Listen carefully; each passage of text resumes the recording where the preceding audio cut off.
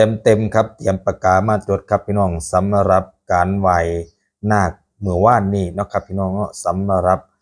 น้องไอศักกุณาพรและก็พ่อจานกพงศกรเนาะครับพี่น้องเนาะก่อนหนึ่งก็ต้องขอสวัสดีครับมิตรหมอแค้นแฟนหมอลำสุขุสุขคนครับยินดีต้อนรับเข้าสู่ช่องบ่าวเอกคนเมืองศรีเหมือนเดิมเช่นเคยนะครับพี่น้องเนาะล่าสุดนะครับพี่น้องเนาะนกพงศกรพ่อจาแล้วก็น้องไอศักกุณาพรครับพี่น้องได้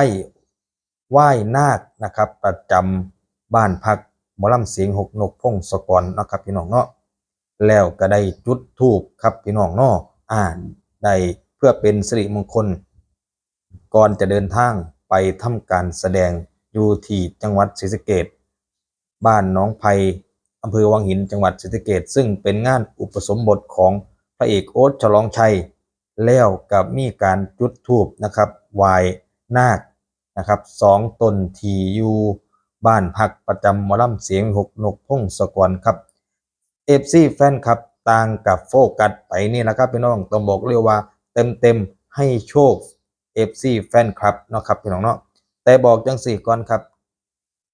โชคไผมานมั่นนะครับเป็นแนวทางซื่อๆนะครับพี่น้องเนาะเพิ่นบ่ได้มาใบหวยใบหยังดอกนะครับพี่น้องเนาะแต่มือใดที่เพิ่นได้ไหว้ธูปไหว้หยังแฟนคลับแฟนเพลงเองก็ได้รางวัลจากเพิ่นอยู่บ่อยๆครั้งโดยกันเองสำหรับน้องอายแล้วก็พ่อจาได้ไหว้นาคอีกครั้งหนึ่งสำหรับล่าสุดเมื่อวานนี้นะครับพี่น้องเนาะ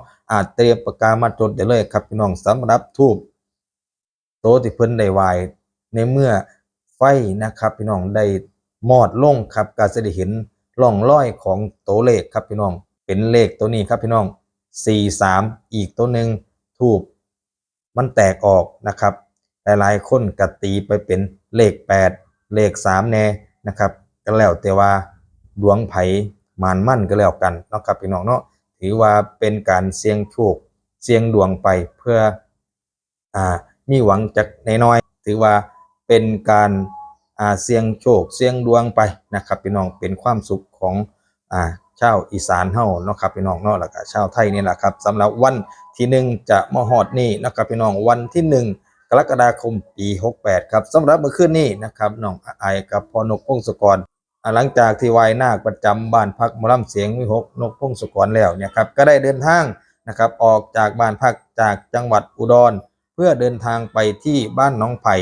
อำเภอวังหินจังหวัดศรีสะเกษเพื่อที่จะไปทำการแสดงร่วมงานอุปสมบทของ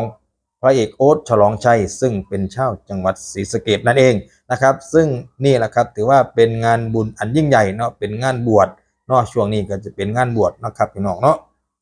เรียกได้ว่า FC แฟนคลับต่างก็ได้โฟกัสตัวเลขที่เพิ่นได้จุดออกมานี่นะครับพี่น้องเนาะถือว่าเป็นแนวทางก็แล้วกันนะครับพี่น้องเนาะหลายๆคนก็ได้หลายงวดเองก็ได้ถูกกับน้องอายมาหลายงวดสำหรับงานเมื่อคืนนะครับก็มีการไลฟ์สตรีมด้วยนะครับให้แฟนคลับแฟนเพลงได้ชมกันนะครับพี่น้องเนาะก็คงจะได้มีความสุขไปตามๆกันสำหรับการแสดงเมื่อคืนนี้นะครับการไลฟ์สตรีมนะครับกลุ่มปิดเนาะครับพี่น้องเนาะเรียกได้ว่าสร้างความสุขความมวลให้แฟนคลับแฟนเพลงหลังจากที่ปิดฤดูกาลไปแล้วนะครับช่วงนี้ก็จะเป็นช่วงที่เพื่อนอาจจะเดินสายเป็นศิลปินเดียวแล้วก็